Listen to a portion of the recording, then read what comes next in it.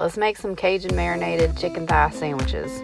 You're gonna start with a package of Caribbean style jerk chicken thighs, or make your own marinade if you're feeling artsy fartsy. I was, fighting depression, as we all are.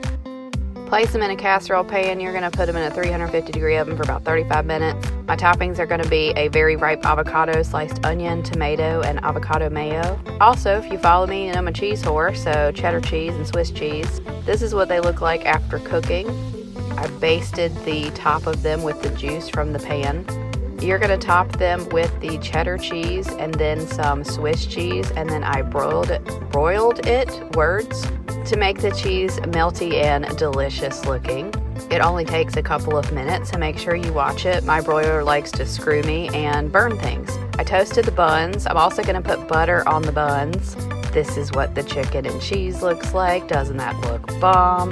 Gonna put the sliced onion on the sandwich bread. I also made some french fries in the air fryer. I used cucumber, the sliced avocado, and some mixed greens, thinking that the greens help offset how much cheese I put on this.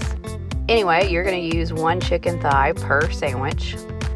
These were so juicy. My fiance was really happy with this meal.